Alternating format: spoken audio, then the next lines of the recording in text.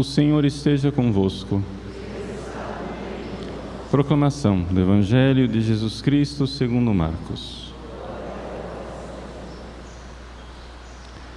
Naquele tempo, Jesus voltou para casa com os discípulos e de novo se reuniu tanta gente que eles nem sequer podiam comer.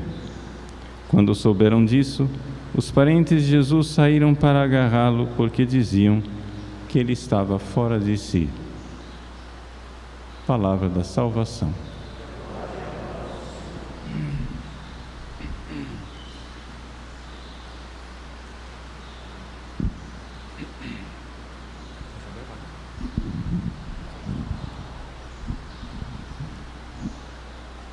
Meus queridos irmãos e irmãs, celebramos a memória dos esponsais da Bem-aventurada Virgem Maria com São José.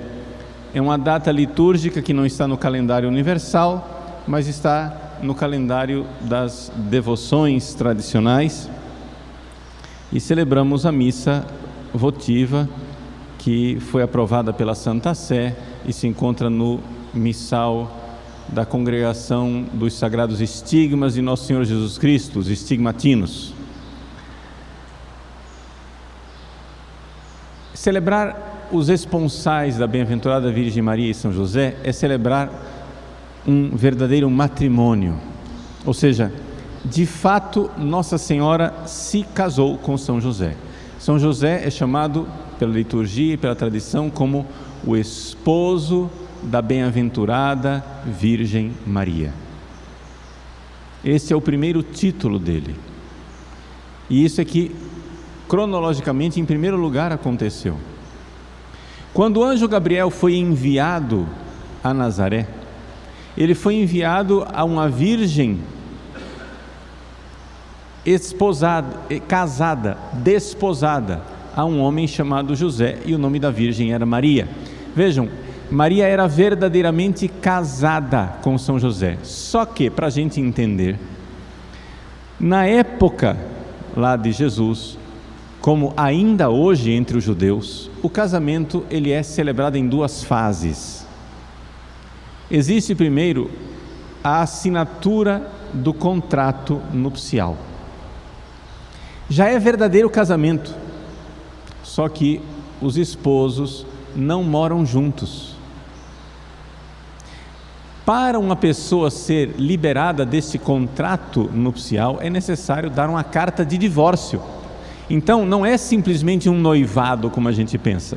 Ah, Maria era noiva de São José. Não, Maria não era noiva de São José. Maria era casada com São José. E é isso que nós estamos celebrando hoje. Nós estamos celebrando a cerimônia sagrada na qual Nossa Senhora e São José deram o seu consentimento nupcial. É aquilo que nós diríamos hoje em direito canônico, que o casamento dos dois foi ratificado, não foi consumado, porque os dois eram virgens. Na intenção deles não seria consumado, porque depois que eles se casaram, conversaram entre si, descobriram dentro do coração deles uma intenção que parecia impossível. Maria tinha a intenção de guardar a sua virgindade para Deus, e São José, quando soube daquilo, disse: que incrível, eu também tenho essa intenção. Os dois se casaram e os dois então fizeram um voto perpétuo de virgindade. Como é que nós sabemos isso? Nós sabemos isso pelas palavras da Virgem Maria ao anjo. Ela já era casada com São José, e o anjo diz para ela: tu conceberás e darás à luz um filho. E ela pergunta: como isso vai acontecer? Vejam, não tem sentido nenhum. Um casal unido em santo matrimônio, um anjo vem e anuncia que tu conceberás e darás à luz um filho, e ela pergunta: como? Como? Esse espanto de Nossa Senhora se dá pelo fato que ela tinha uma um voto de castidade virginal e que São José também tinha esse voto. Vocês podem ter a opinião que quiserem, porque a tradição permite essas várias opiniões, mas eu digo logo qual é a minha. São José era jovem e São José não era viúvo. Essa ideia de que São José era um velhinho, caquético, viúvo, que já tinha tido vários filhos, é uma ideia que não fecha, não casa com os dados que nós temos de São José. Velhinhos não fazem viagens longas para o Egito. Velhinhos não irão proteger a jovem Virgem Maria e o menino nascido. Se São José fosse um velhinho de 90 anos, como retratam, ele que precisaria ser protegido por Nossa Senhora, ele que precisaria ser cuidado. E tudo isso faz parte de uma falta de de fé, uma falta de visão sobrenatural na virtude cristã da castidade. Ou seja, as pessoas pensam, já que José era homem, e os homens são vorazes, então o homem não sabe segurar a castidade. Veja que falta de fé na castidade e na pureza dos santos, gente, pelo amor de Deus. Isso é uma ofensa a São José. Já que São José, imagina São José viver sem atividade sexual, então ele já era, já tinha feito num matrimônio primeiro, viúvo, e depois, pronto, agora, já que os desejos da carne não existem mais, ele vai e se casa com a Virgem Maria e está protegida na pureza. Gente, isso é uma ofensa a São José. Isso não tem cabimento. Não bate com as Sagradas Escrituras, porque São José tinha que ser jovem para ir para o Egito e proteger a Sagrada Família. Não bate com a lógica das coisas, porque São José foi escolhido por Deus para proteger a honra e a virgem e a castidade, a pureza de Nossa Senhora. Ora, gente, se ele estava lá para proteger a honra de Nossa Senhora, então o que acontece? O óbvio. Ele tinha que ser, diante da sociedade, um homem capaz de ter um filho. Simples assim. Não podia ser um velhinho caquético e decrépito. Ele tinha que ser capaz de gerar um filho. Senão, como é que Deus iria escolher José para proteger a honra da Virgem Maria? Iriam pensar mal dela do mesmo jeito. Quem será o pai da criança, né? Então, é o tipo do raciocínio mundano que vai entrando e a gente não percebe.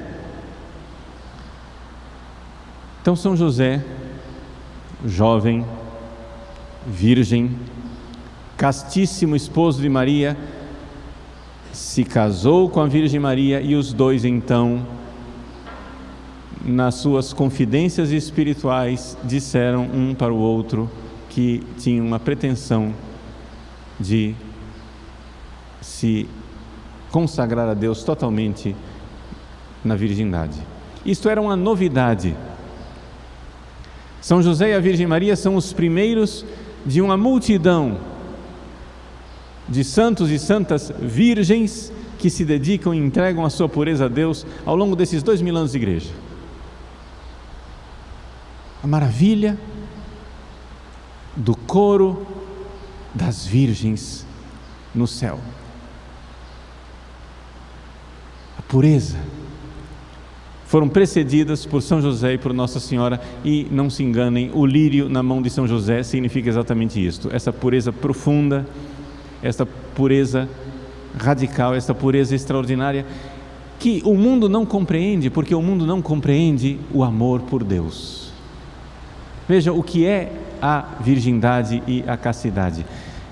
Quando se fala da pureza e da castidade num homem, as pessoas que têm uma visão pagã veem num homem casto algo de malsão, algo de doentio, como se aquilo fosse me desculpem falar com essa clareza, como se aquilo fosse uma doença de impotência. Um homem casto para o mundo que olha para nós simplesmente com um olhar pagão, material, biológico, animal, vamos dizer logo. Um macho que não se movimenta sexualmente é um impotente, é um doente. Existe algo de profundamente errado nisso. Essa é a visão animalesca. Mas, meus queridos, olhemos para os santos puros e castos, como São Francisco de Sales, que nós recordamos no dia de amanhã, como São João Bosco, que estamos na novena preparatória e celebraremos no dia 31 de janeiro, claro, as duas festas caem no domingo, e não vai dar para celebrar as missas especiais, mas esses santos estão no nosso coração. Por que aqueles eram puros? Por que aqueles eram castos? Porque no coração deles havia um braseiro de amor, uma chama ardente de amor por Deus, e portanto, há tanta energia voltada para Deus, que nem sequer passa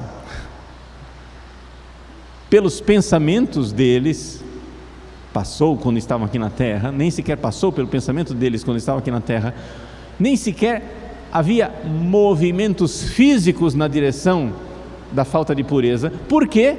Por causa desta usina nuclear de amor que atrai para Deus. Qualquer homem sabe disso. Um homem apaixonado não tem olhos para outra mulher. Para um homem apaixonado, para usar uma linguagem popular, as outras mulheres são homem. Ou seja, ele nem olha. Para um homem apaixonado,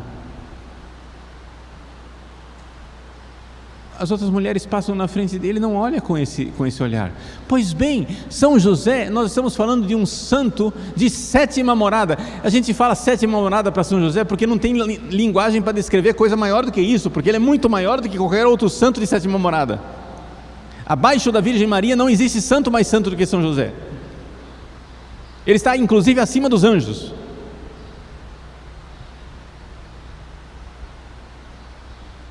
Como é que um santo desta grandeza irá se perturbar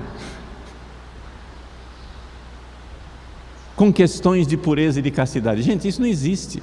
E se você acha isso estranho, é porque você não faz a mínima ideia do que seja santidade. É porque você não faz a mínima ideia. Porque até mesmo principiantes, gente, que já estão mais voltados para Deus, que já estão mais atraídos pela grandeza do amor de Deus,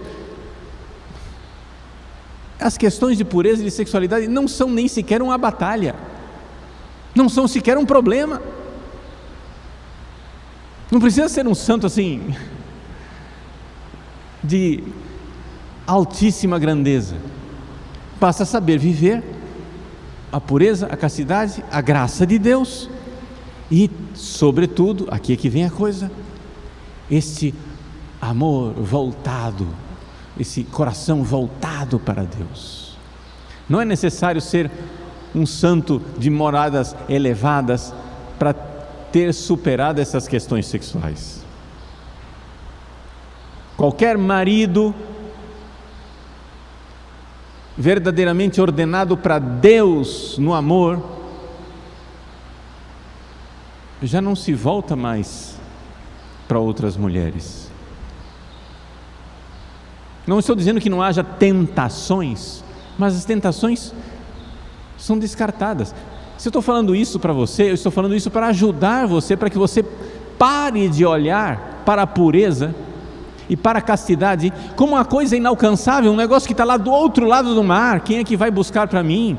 Uma coisa que está lá em cima da montanha, eu não vou alcançar. Não! A pureza e a castidade, gente, é um dom, é uma virtude infusa, básica e fundamental, sem a qual você não vai ter progresso espiritual nenhum.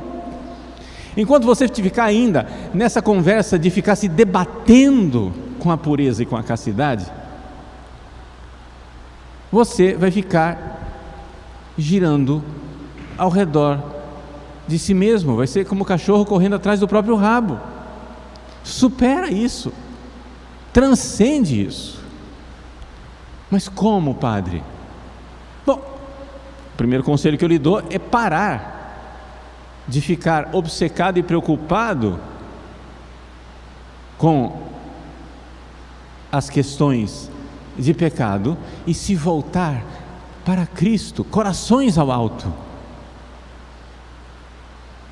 Ou seja, a turbina, o motor que eleva, que faz a gente decolar nesse avião, é o amor por Cristo, Caritas Christi, o amor de nosso Senhor Jesus Cristo em nossos corações. Agora, as pessoas também querem, sei lá, não é nem milagre, querem coisas contraditórias e absurdas. Ou seja, o sujeito quer ser casto, mas não quer rezar, preguiça de rezar.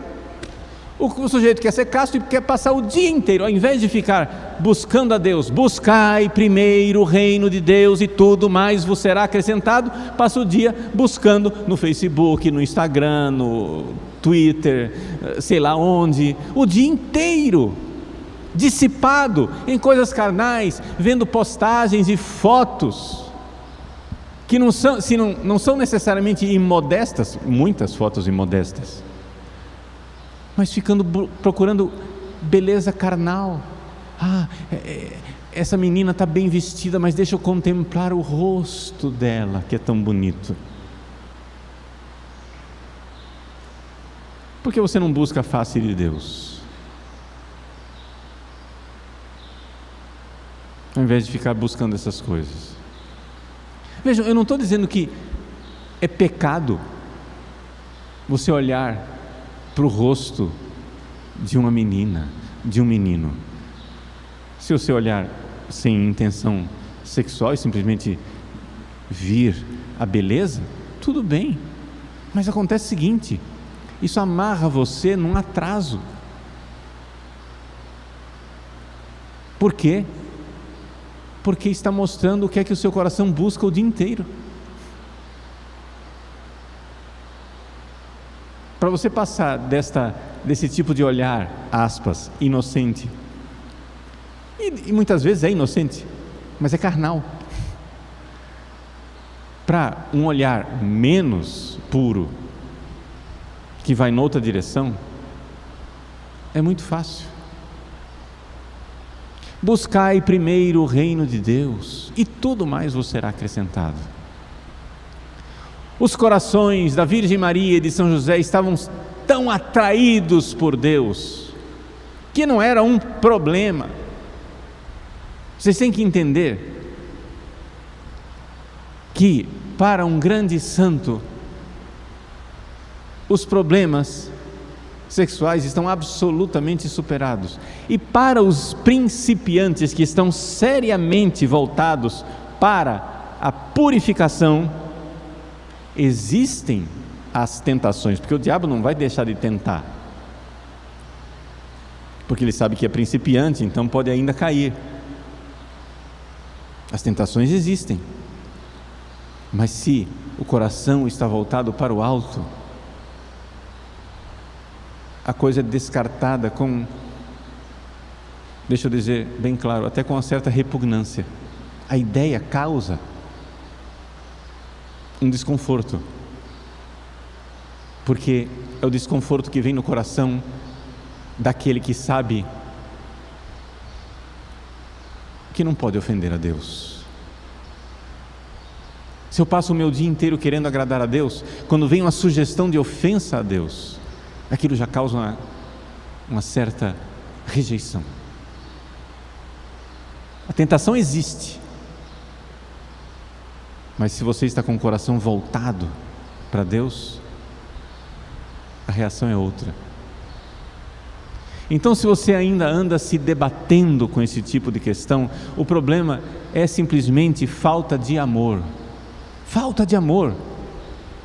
Peça a Deus para amar mais. A castidade e a pureza são fruto que brota espontâneo do amor, da caridade, do amor para com Deus. Ponha bastante lenha na fogueira da caridade, do amor para com Deus, que você vai ver que vai arrefecendo o fogo, a chama e o apelo para amores carnais. Só para esclarecer, isto em nada impede um santo matrimônio, porque no santo matrimônio o amor do esposo para a esposa, estou falando aqui não do matrimônio de São José e de Nossa Senhora, tá? Estou falando do matrimônio normal, em geral. Num santo matrimônio, o amor sexual do esposo para com a esposa não está fora da caridade divina, mas está dentro, é a expressão da caridade para com Cristo. É uma celebração do amor. Por quê? Porque está vivido dentro do matrimônio, do sacramento, que foi feito para expressar o amor de Cristo pela igreja. Então, meus queridos, espero ter jogado alguma luz para a vida de vocês e pedir mesmo, humildemente, porque Deus não deixará de dar o dom da castidade àqueles que o pedirem. Deus não deixará de dar a pureza àqueles que suplicarem. Vamos pedir humildemente, hoje, a São José, castíssimo esposo da Virgem, a Nossa Senhora Imaculada e a Jesus, pureza divina encarnada, que nos dê um coração semelhante ao deles.